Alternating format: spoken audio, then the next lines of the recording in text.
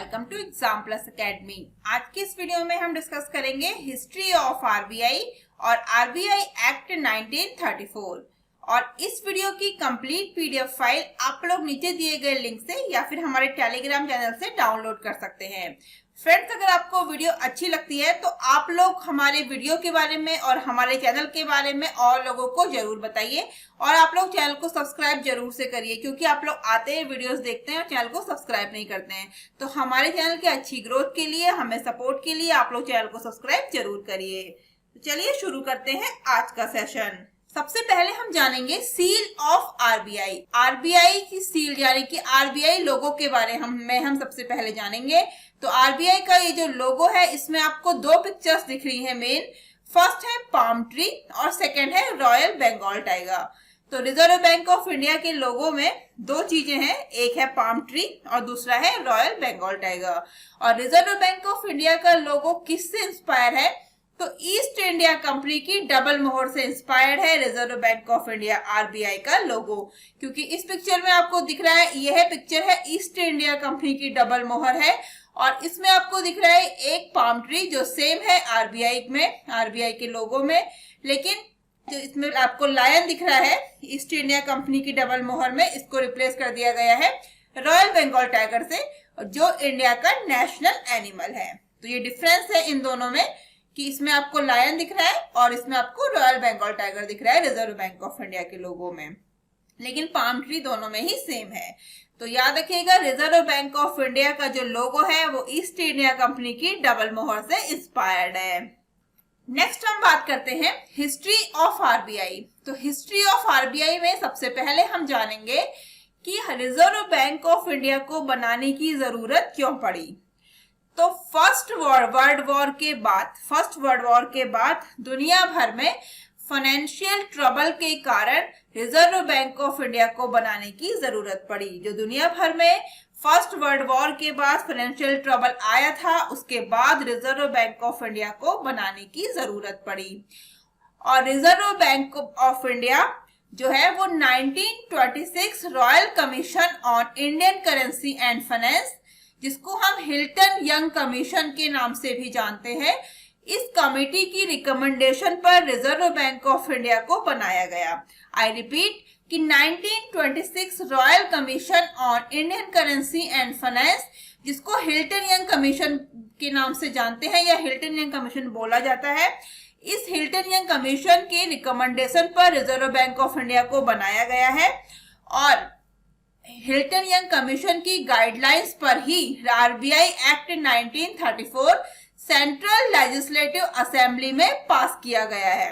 तो याद रखिएगा, हिल्टन यंग कमीशन की रिकमेंडेशन पर रिजर्व बैंक ऑफ इंडिया को बनाया गया और हिल्टन यंग कमीशन की गाइडलाइंस पर ही RBI Act 1934 Central Legislative Assembly में पास किया गया है। तो अब जानते हैं आरबीआई एक्ट 1934।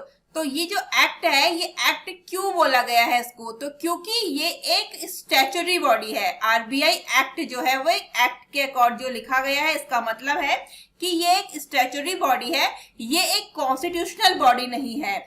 जैसा कि आप जानते हैं कि कॉन्स्टिट्यूशनल बॉडी जो है, जो भारत के संविधान की बात होती है वो है, और कॉन्स्टिट्यूशनल बॉडी में आर्टिकल लिखा जाता है। जो एक्ट है वो स्टैच्यूटरी बॉडी में लिखा जाता है।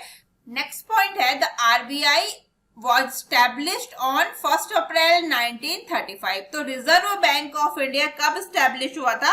1 अप्रैल 1935 में। और नेशनलाइज कब हुआ था? तो 1 जनवरी 1949, 1 जनवरी 1949 को नेशनलाइज हुआ था। ये काफी इंपॉर्टेंट है कि स्टैब्लिश्ड और नेशनलाइज, कुछ लोग कंफ्यूज हो जाते हैं, नेशनलाइज पूछा होता है और स्टैब्लिश्ड में टिक करके आ जाते हैं। तो बिल्कुल कंफ्यूज नहीं होना है, क्योंकि आरबीआई का नेशनलाइज डेट क्या है? 1 जनवरी 1949 और आरबीआई का स्टैब्लिशमेंट डेट क्या है? 1 अप्रैल 1935। ठीक है, ये दोनों ही अलग अलग हैं, इन दोनों को मैशअप करके कंफ्यूज नहीं होना है, दोनों अलग अलग डेट हैं।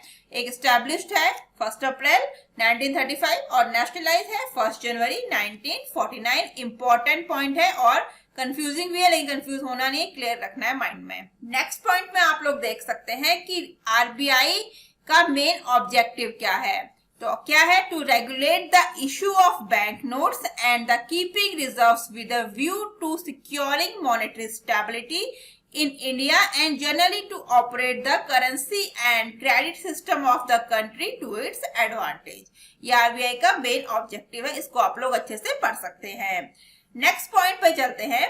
नेक्स्ट पॉइंट क्या है, at the time of establishment the authorised capital of RBI क्या है, वॉज ₹5 करोड़। तो इस्टेब्लिशमेंट के टाइम पर रिजर्व बैंक ऑफ इंडिया की ऑथोराइज्ड कैपिटल कितनी थी, वो थी 5 करोड़ रुपए, और उसमें गवर्नमेंट शेयर कितने थे, ओनली ₹20 to 22 लाख।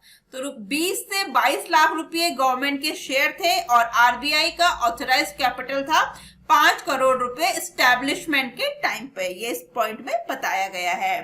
चलो हम आरबीआई के कुछ एक्स्ट्रा पॉइंट जानते हैं। तो RBI continue to act as the central bank for Burma till April 1947। तो इसमें क्या बताया गया है कि Reserve Bank of India Burma का सेंट्रल बैंक कब तक रहा है, तो अप्रैल 1947 बर्मा म्यांमार का सेंट्रल बैंक रहा है रिजर्व बैंक ऑफ इंडिया। और पाकिस्तान का कब तक रहा है, तो जून 1948 तक पाकिस्तान का, जब तक स्टेट बैंक ऑफ पाकिस्तान का सेंट्रल बैंक नहीं बना था, तब तक रिजर्व बैंक ऑफ इंडिया ही पाकिस्तान का सेंट्रल बैंक था। कब तक, जून 1948 तक। तो ये दो डेट भी इंपॉर्टेंट है, जून 1948 तक पाकिस्तान का रहा है और अप्रैल 1947 तक बर्मा म्यांमार का सेंट्रल बैंक रहा है reserve Bank of India. Next point है, the RBI is authorized to issue notes with face value of up to ₹10,000 and coins up to 1,000 रुपये, यानी कि आरबीआई 10,000 रुपये तक का नोट और 1,000 रुपये तक की कॉइन्स जो है वो इशू कर सकता है। अब चलते हैं हमारे एमसीक्यूज पर। पहला क्वेश्चन है, on which commission's recommendation Reserve Bank of India was established। तो किस पे है ये, क्या सही आंसर हो जाएगा, Hilton Young commission is the right answer, जो मैंने आपको पहले एक्सप्लेन किया है। नेक्स्ट क्वेश्चन है, when was the RBI Act enacted। तो क्या सही आंसर हो जाएगा, 6 मार्च 1934 is the right answer.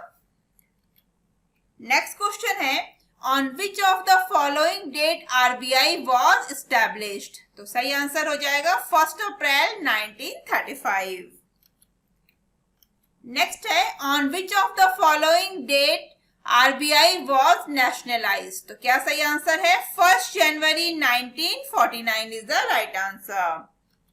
Next question है, how many sections are there in the Reserve Bank of India Act 1934। तो क्या सही आंसर है, 61 सेक्शन। नेक्स्ट क्वेश्चन है, which section defines the constitution of monetary policy committee in Reserve Bank of India Act 1934। तो सही answer हो जाएगा 45 ZB is the right answer, option B. Next question है, which section of the Reserve Bank of India Act 1934 defines transaction in foreign exchange. तो इसका क्या सही answer है, section 40, option A is the right answer. Next question है, which section of Reserve Bank of India Act 1934 defines the denominations of notes. तो क्या सही इसका आंसर है, section 24 is the right answer. Next question है, which section of Reserve Bank of India Act 1934 provides RBI the right to issue bank notes. तो section 22 is the right answer. Next question है, which section of Reserve Bank of India Act 1934 direct cash reserves of scheduled banks to be kept with the bank. Right answer is section 42 is the right answer. Next question है, The section 45 ZM of Reserve Bank of India Act 1934 is about, right answer क्या हो जाएगा, Monetary Policy Report is the right answer। Next question है, which section of the RBI Act deals with issue of demand bills and notes। तो क्या इसका सही answer है, section 31 is the right answer। Next question है, Recovery of notes lost, stolen, mutilated, or imperfect is dealt under which section of Reserve Bank of India Act 1934? Right answer is section 28.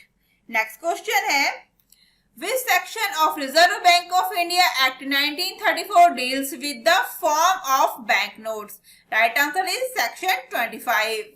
Next question है, which section of RBI Act empowers government to issue directions to the central bank? Right answer is section 7 is the right answer. Next question है, which section of RBI Act deals with establishment and incorporation of Reserve Bank? Right answer हो जाएगा section 3.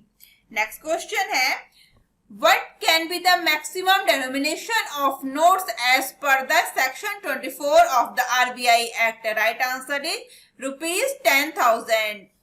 Next question है, which section of the RBI Act allow the RBI to form rules regarding the exchange of damaged and imperfect notes? Right answer is section 28.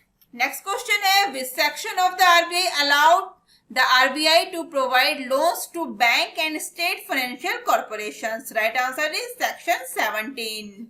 Next question है, which section of RBI Act states that the RBI has the exclusive rights to issue currency notes in India?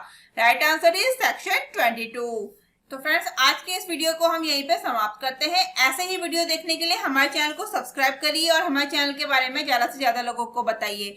अगर आप किसी भी bank की preparation कर रहे हैं तो हमारे चैनल पे अदर बैंकिंग वीडियोस भी आप लोगों के लिए काफ़ी ज़्यादा हेल्पफुल रहेंगी। आप लोग जाके वो वीडियो जरूर देखिए, उन वीडियो से आपको काफ़ी हेल्प मिलेगी एग्जाम्स में। और आप लोग हमसे डिफरेंट सोशल मीडिया प्लेटफॉर्म पर भी जुड़ सकते हैं, Instagram, Facebook, Telegram, Twitter, Gmail, WhatsApp का लिंक आपको नीचे डिस्क्रिप्शन बॉक्स में मिल जाएगा। अगर आप लोग चैनल पर नए हैं तो सब्सक्राइब करके बेल आइकन दबाना बिल्कुल ना भूलें, जिससे आपको अदर इंपॉर्टेंट वीडियोस के नोटिफिकेशन सबसे पहले मिल सकें। तो आज के लिए बस इतना ही, जल्दी मिलते हैं हमारे नेक्स्ट वीडियो में। Thank you, thanks for watching.